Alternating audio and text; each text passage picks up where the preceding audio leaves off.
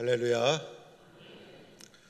예수님이 이 땅에 오신 가장 소중한 이유는 영혼을 구원하기 위해서, 우리를 죄로부터 구원하시기 위해서 이 땅에 오셔서 우리를 십자가의 사랑으로 구원해 주신 영혼 구원의 사건이 예수님이 하신 가장 소중하고 본질적인 사역인 것입니다.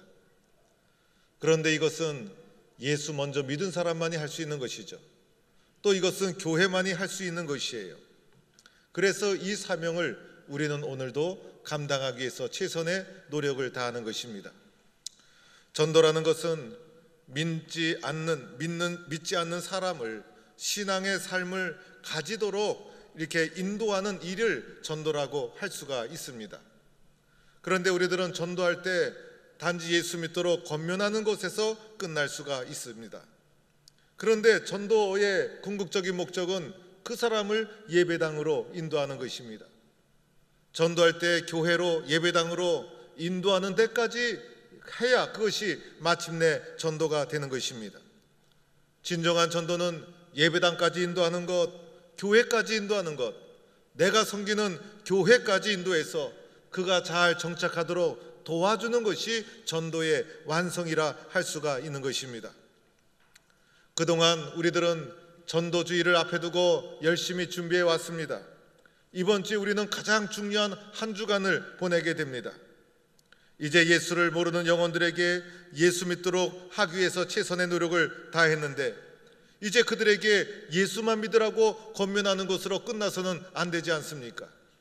그들을 모시고 교회로 와야 그것이 전도의 완성이 되는 것이고, 복음을 전했지만은 알아서 교회 나가라 이러면 무책임한 일이고, 그리고 교회와 분리된 선도는 소극적인 전도가 되는 것이고, 강건해서 내 집을 채우라는 주의 말씀에 순종해서 예배당까지 교회까지 전도하는 것이 전도의 완성이 되는 것입니다. 지난 주간에 전도를 하게 되는 영혼 구원의 3단계에 대해서 말씀을 드렸습니다. 어떻게 우리는 전도에 열심을 낼 수 있을까? 영혼 구원을 향한 3단계 과정이 있다는 것입니다. 첫째는 구원의 확신인 것이죠. 구원의 확신 없이는 전도가 되어지지 않는 거예요. 그러나 구원의 확신을 가지고 전도하다 보면 많은 열매가 맺힐 수밖에 없는 것이죠. 내가 전도하지 않는 것은 확신의 문제가 있기 때문인 거예요.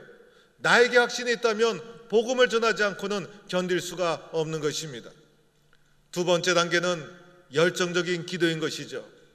전도는 기도의 열매인 것이죠. 그래서 기도하다 보면 용기가 생기고 지혜가 생기고 방법이 생기고, 그리고 기도하다 보면 간절한 마음, 안타까운 마음도 생기고, 그래서 전도라는 것은 기도의 결과물이라는 것입니다. 세 번째 단계는 성령의 인도를 받아야 된다는 것이죠. 그래서 성령 충만한 결과인 것이고, 성령의 열매가 바로 전도라는 것입니다. 이런 과정을 통해서 천하보다 귀한 한 영혼을 주의 몸된 교회로 인도해 내야 되는데, 이런 과정 속에서 꼭 필요한 것이 인간의 말, 언어를 동반해야 된다는 것입니다. 전도 대상자를 교회로 인도하기 위해서 언어, 말을 사용하지 않을 수가 없는 것이죠. 초대교회 교회 공동체도 베드로의 선포, 말을 통해서 복음이 전파되고 교회가 생겼다는 것입니다. 어느 날 모든 분들이 말을 얼마나 잘하는지 모릅니다. 오늘 성도님들도 말을 참 잘하는 것을 제가 보게 됩니다. 우리 교회 성도님들도 말하시는 것을 보면 얼마나 재밌게 맛깔스럽게 말을 잘하시는지. 그리고 제가 가끔 카페에 지나가다 보면 여자분들이 모여서 이야기를 나누는 것을 살짝 듣게 됩니다. 그런데 지나가다 보면 2시간, 3시간 시간 가는 줄 모르고 얼마나 재밌게 이야기를 하시는지 살짝 들어보면, 오늘 화장 잘 됐다, 어느 미장원 갔다 왔니, 그 옷은 어디서 샀니, 그렇게 소중한 얘기도 아닌 것 같은데 그 얘기 가지고 2시간, 3시간 이야기할 수 있는 여자분들은 참으로 위대한 분들입니다. 그러면서 얘기를 하는데 얼마나 재밌게 웃으면서 2시간, 3시간 얘기하는지 모릅니다. 세상 사람들 참 말을 잘합니다. 그런데 이 말을, 이 언어를 복음을 전하는데도 사용할 수 있어야 되지 않겠습니까? 때로는 삶으로 봉사로 전도해야 된다고 생각하는 사람도 있어요. 그러나 봉사로 삶으로 전도했을 때 단점이 있죠. 시간이 많이 걸린다는 것입니다. 그리고 나의 봉사가 예수 믿고 은혜 받은 결과라는 것을 상대방이 받아들이기 쉽지가 않다는 것입니다. 그리고 나는 변화된 삶으로 봉사하고 선한 행위를 했지만은 나의 선한 행위가 사람의 관점에 따라서 선하게 비춰지지 않을 수도 있다는 것입니다. 봉사와 변화된 삶을 하되 언어를 통해서 선포하지 않으면 복음이 전달되지 않는다는 것입니다. 따라서 전도의 과정에서 가장 중요한 것은 선포요, 언어요, 말이라는 것. 이 말을 어떻게 사용해야 그 마음속에 감동을 가게 하고 어떠한 말을 해야 그 영혼이 예수 믿을 수 있도록 마음의 변화가 일어날 수 있을까? 어떻게 하면 그 영혼도 신앙생활을 할 수 있도록 예배당으로 발걸음을 옮기는 사람으로 만들어낼 수 있을까? 전도의 과정에서 우리가 할 수 있는 말은 세 가지 종류의 말이 있습니다. 첫째는 나의 간증이 있어야 합니다. 나의 간증이 있어야 이것이 설득력 있게 그 사람의 마음을 움직일 수가 있다는 것입니다. 간증이라는 것은 신앙생활하면서 내가 체험한 것을 공개적으로 고백한다는 것입니다. 신앙생활하면서 하나님이 베풀어 주신 사랑, 하나님이 베풀어 주신 은혜, 내가 누리게 된 기쁨과 응답이 있지 않습니까? 그것을 상대방에게 잘 고백적으로 전달해 줄 때 이 고백이 그 사람의 마음을 감동시키고 움직일 수가 있다는 것입니다. 그런데 간증에도 요령이 있는 것입니다. 나는 예수 믿기 시작해서 기쁨이 넘치게 되었어라고 단순히 표현하면 영향력이 그렇게 크지 않게 됩니다. 예수 믿게 되는 과정 속에서 내가 누리게 된 결과물도 중요하지만은 예수 믿기 전의 모습과 예수 믿고 나서의 모습을 대조시키면 효과적인 간증이 될 수가 있는 것입니다. 예수 믿기 전에는 마음이 얼마나 불안했는지 몰라. 그런데 어느 날 예수 믿고 동북교회에 나오기 시작하면서부터 마음이 평안해졌어. 이렇게 예수 믿기 전과 예수 믿고 나서의 모습을 대조 혹은 비교시키면 예수 믿고 나서의 변화된 모습이 더 선명하게 전달이 되는 것이고, 예수 믿지 않았을 때 이렇게 불안했던 나를 변화시켜 주신 분이 예수님이라는 사실이 그 사람에게 전달되어질 수가 있다는 것입니다. 이렇게 간단하게 비교 또는 대조시켜서 예수 믿는 과정 속에서 내가 얻게 된 기쁨과 은혜를 효과적으로 전달해 준다면 그 사람이 그 말을 듣고선 나도 저렇게 변화되고 은혜 받고 싶다라는 마음을 가질 수가 있게 되는 것이죠. 그런데 이런 과정 속에서 조심해야 될 것이 있어요. 나를 드러내서는 안 된다는 것이고, 나의 자랑이 되어서는 안 된다는 것이고, 전도의 목적은 예수 그리스도의 복음을 전하는 것이고, 나 같은 사람을 변화시켜 주신 예수님의 사랑을 전하는 것이기 때문에 나는 낮추고 나를 변화시켜 주신 예수님의 사랑과 은총을 전달해 줄 수가 있어야 되는 것입니다.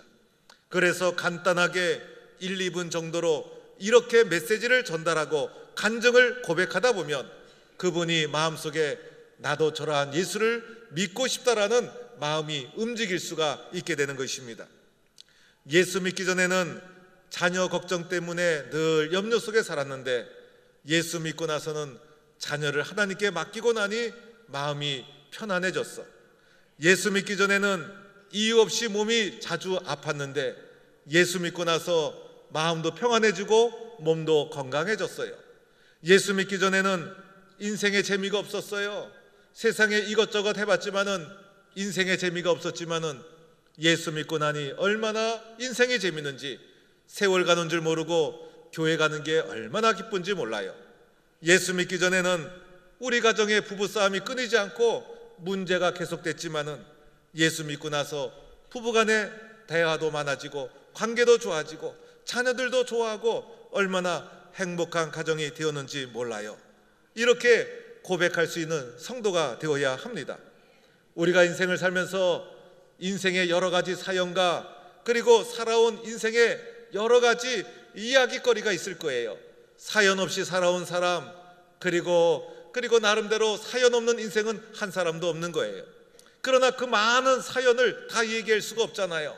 간단하게 주님 안에서 누리게 된 이 은혜와 기쁨과 변화된 모습을 대조시켜서 간단하게 전달해 주면 그것을 통해서 예수님이 행하신 놀라운 사랑을 그 사람은 발견하게 될 것이고, 나도 그러한 예수를 믿고 싶다라는 마음을 가지게 되게 되는 것입니다. 예수 믿는 가정 속에 두 번째 해야 될 것은 작은 구원이라 할 수가 있는 것입니다. 성경에는 작은 구원이라는 말이 나오지 않습니다. 구원이라면 구원이지 작은 구원이 어디에 있겠어요? 그런데 오늘 읽은 히브리서 2장 3절에 큰 구원이라는 말이 나오고 있어요. 그래서 그 큰 구원과 대조해서 작은 구원이라는 말을 표현해 본 것입니다. 작은 구원이란 무엇이라 할 수가 있을까? 작은 구원이란 예수 믿고 나서 예수님 안에서 주어지는 육신적이고 세상적이고 물질적인 혜택과 응답을 가리킨다고 말할 수가 있는 것이죠. 이것은 신앙의 핵심, 신앙의 본질이 아니죠. 예수 믿고 나서 누리게 된 결과물인 것이죠. 우리가 예수를 믿고 신앙생활 하지만은 예수 믿고 나니 하나님이 나에게 주신 세상적인 혜택이 있더라는 거예요. 그것을 그 사람에게 말해준다면 그 사람도 나도 그 예수 믿고 싶다라는 마음을 가질 수밖에 없는 것이죠. 신앙의 핵심은 아니지만은 예수 믿도록 만들어주는 길잡이 역할을 하는 것입니다. 우리들은 현실적인 문제에 얼마나 목말라 하는지 모릅니다. 세상의 모든 사람이 그렇게 살아갈 것이에요. 조금만 더 많은 것을 가지고 싶다. 조금만 더 건강했으면 좋겠다. 우리 자녀들이 조금만 더 잘 됐으면 좋겠다. 나도 넉넉하게 살았으면 좋겠다. 우리 모두는 잘 되기를 원하며 인생을 살아가고 있는 거예요. 우리의 기도 제목을 보면 대부분이 육신의 삶의 문제를 가지고 기도하고 있는 것을 보게 됩니다. 모든 사람의 심정이 똑같은 거예요. 대부분이 행복하고 성공적이고 잘 살고 싶은 마음이 왜 없겠어요? 모든 사람들이 갈급해하는 문제라는 것입니다. 그런데 예수 믿게 되면 예수 그리스도 안에서 하나님이 건강도 주시고 우리의 가정도 축복해 주시고 사업의 길도 열어 주실 줄로 믿습니다. 우리가 믿는 하나님 전능하신 하나님이시죠. 우리가 믿는 하나님 사랑이 충만한 하나님이시죠. 내가 예수 믿고 하나님의 자녀가 되었는데 자녀된 나를 하나님이 구경하지 않죠. 적극적으로 도와주시고 인도해 주시고 길을 열어 주신다는 것입니다. 마태복음 7장 11절에 하늘에 계신 너희 아버지께서 구하는 자에게 좋은 것으로 주시지 않겠느냐. 우리가 믿는 하나님은 우리에게 좋은 것을 주시는 분이십니다. 창세기 12장 2절에 내가 너로 큰 민족을 이루고 내게 복을 주어 내 이름을 창대케 하리니 너는 복이 될지라. 내 이름을 창대케 하기를 원하시는 분, 너는 복이 될지라 축복해 주시기를 원하시는 분이 우리가 믿는 하나님이십니다. 욥기서 8장 7절 내 시작은 미약하였지만 내 나중은 심히 창대하리라. 우리가 창대해지기를 원하시는 분, 그분이 바로 내가 믿는 하나님이시라는 것입니다. 하나님은요, 내가 실패하고 망하는 거 원하지 않죠. 내가 쓰러지고 망하는 거 원하지 않는 거예요. 아들 예수를 나를 위해 대신 내어주시고 아들 예수의 피로 값주고 산 존귀한 존재가 자녀된 우리들인데 내가 행복하게 살고 내가 잘 되기를 원하시는 분이 내가 믿는 하나님이시라는 것입니다. 좋은 것으로 채워주시고 창대케 해주시고 축복해 주시는 분이 우리가 믿는 하나님이시라는 것입니다. 그래서 예수 믿고 나서 예수님이 나에게 주신 은혜가 있지 않습니까? 예수님이 주신 나에게 주신 축복이 있지 않습니까? 그것을 고백하고 전달해 줄 수가 있는 것이죠. 때로는 기도하는 가정 속에 건강이 회복됐어요. 때로는 기도하는 가운데 사업이 잘 되었어요. 때로는 기도하는 가운데 믿음 생활 잘했더니 자녀들의 앞길을 주께서 열어주셔서 크게 축복해 주셨어요. 예수 믿으면 건강해집니다. 예수 믿으면 사업이 잘 됩니다. 예수 믿으면 자녀들도 잘 됩니다. 이렇게 말해 줄 수가 있다는 것입니다. 때로는 성도들이요, 자녀들이 어렵고 힘들 때는 기도 열심히 하다가요, 자녀들이 잘 되고 나면 기도 잘 안 하는 분들이 있어요. 또는 사업이 어려울 때는 하나님 도와주세요라고 간절히 기도하다가도 사업이 잘 되고 나면요, 예배당 잘 안 나오시는 분들이 있어요. 때로는요, 몸이 아플 땐 간절히 기도하고 온 성도들이 기도했지만은 건강을 회복하고 나면 때로는 교회 나오는 것을 등한시하는 분들이 있어요. 그러면 안 되는 거예요. 우리들은요, 한결같은 마음으로 베풀어 주신 사랑과 은혜를 잊지 않고 더 잘하고 더 열심히 해야만 되는 것이에요. 그런 사람들이 주님 앞에 큰 축복을 받지 않겠습니까? 이런 세상적인 축복이 믿음 생활의 본질은 아니지만은 예수 믿도록 만들어주는 동기부여가 되어서 나를 주께로 인도하는 길잡이 역할을 하는 작은 구원의 역할을 하게 된다는 것입니다. 때로는 교회에 대해서도 긍정적인 선포를 할 수 있는 거예요. 교회가 너무 좋아요.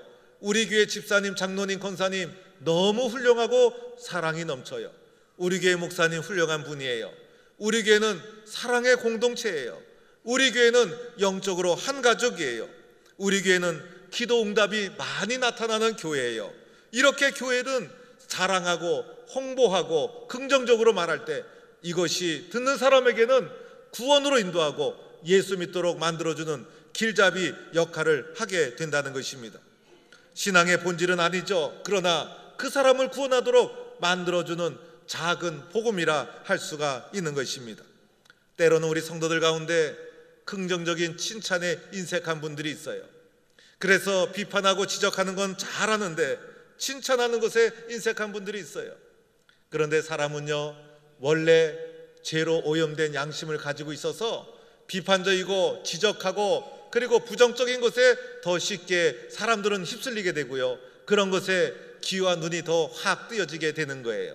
칭찬하는 것은 의식적으로 해야 입이 떨어지지만요, 비판하는 것은 저절로 나오는 것이 사람의 이기적인 마음인 것입니다. 그런데 가만히 생각해 보면 내가 지적하는 그것이 나를 향하고 있다고 생각해 보세요. 내가 비판하는 그것이 나를 향하고 있다고 생각해 보세요. 견딜 사람이 얼마나 되겠어요. 그리고 교회라는 것이 무엇입니까? 교회는 영적인 한 가족인 거예요. 교회는 가족과 똑같은 거예요. 교회는 영적인 한 가족이요, 우리는 한 분이신 하나님 밑에 있는 형제여 자매들인 것이에요. 그런데 가족에게 정말 필요한 것이 무엇일까요? 사랑의 격려가 아니겠습니까? 사랑의 위로가 아니겠습니까? 사랑의 칭찬이 아니겠습니까? 가족은 사랑을 먹고 성장하게 되는 거예요. 그래서 한 교회를 섬기면서도 우리 교회 장로님, 우리 교회 권사님, 우리 교회 집사님, 그리고 우리 교회 목사님, 우리 교회 성도님 서로가 칭찬하고 사랑하고, 그러면 그것이 곧 나에게 복이 되어 돌아오는 것이고, 그것이 듣는 사람에게는 나도 그 교회 다니고 싶다, 전도의 큰 동기가 되고 마는 것입니다. 이렇게 작은 구원을 겸손하게 그리고 조심스럽게, 그러면서 또한 예의 있게 잘 증거해서 복음을 전하는 귀한 도구로 쓰임받는 성도가 될 수 있기를 축원합니다. 마지막 세 번째는 큰 구원을 전해야 된다는 것입니다. 가장 중요한 것입니다. 오늘 히브리서 2장 3절에 이렇게 성경이 쓰여져 있어요. 우리가 이같이 큰 구원을 등한히 여기면 이라고 하면서 큰 구원이라는 용어가 성경에 나오고 있다는 것입니다. 여기서 말하는 큰 구원을 다른 번역서에서는 존귀한 구원 이렇게 번역해 놓았어요. 이것은 무엇을 가리키는 것일까요? 바로 예수 그리스도의 십자가의 구원의 사건을 가리키고 있는 것입니다. 이것이 바로 신앙의 본질이요, 우리들은 예수님의 십자가의 구원의 사건을 보면서, 그리고 이것을 바라보면서 신앙의 길을 걸어가고 있는 것이에요. 이 구원의 사건을 등한히 여기지 말아야 된다는 거예요.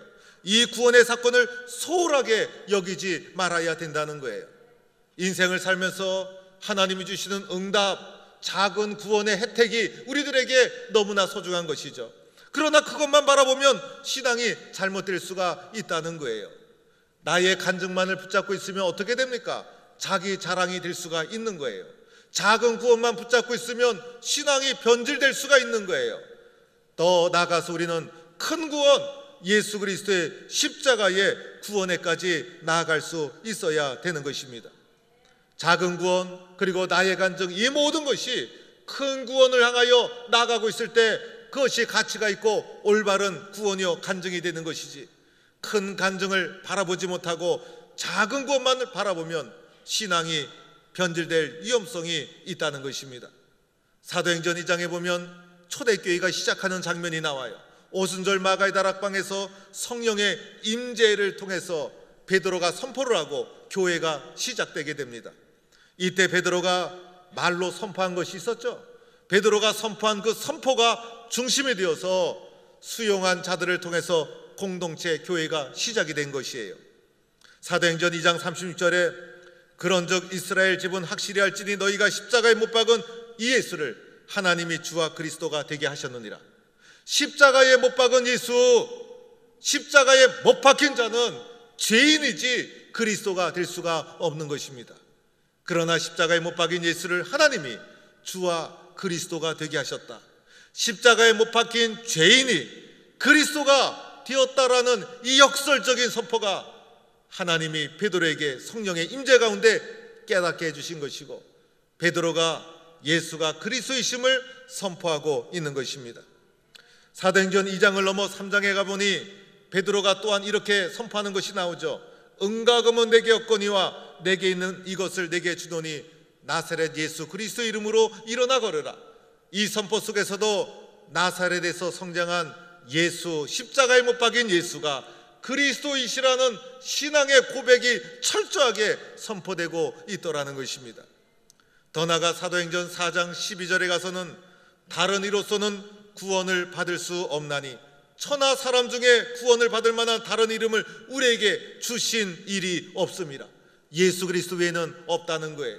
예수 그리스도만이 우리를 구원하는 유일한 구원자가 되시고, 예수만이 유일한 길이시고, 예수님의 십자가의 구원의 사건만이 우리를 죄로부터 구원하는 유일한 하나님의 구원의 길이라는 것이에요.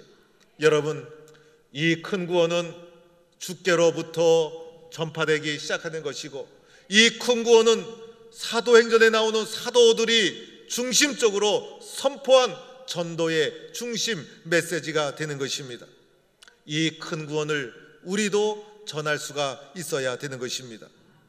오늘 우리는 하나님이 나에게 베풀으신 은혜와 사랑, 간증을 통해, 그리고 예수 믿고 나서 우리의 삶 속에 주어진 주님의 축복과 사랑을 입술로 간증하고, 더 나아가 주님 나는 죄인입니다.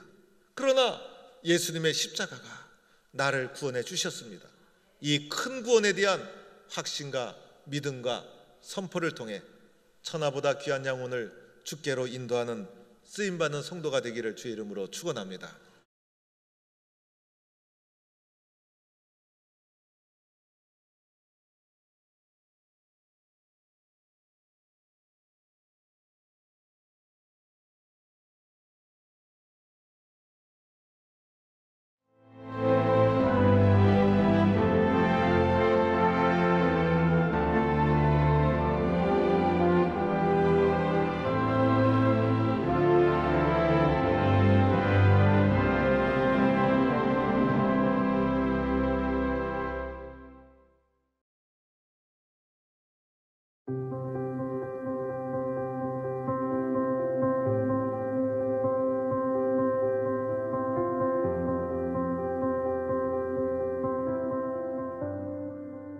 당신은 우리를 당신을 향해서 살도록 창조하셨으므로 우리 마음이 당신 안에서 안식할 때까지는 편안하지 않습니다.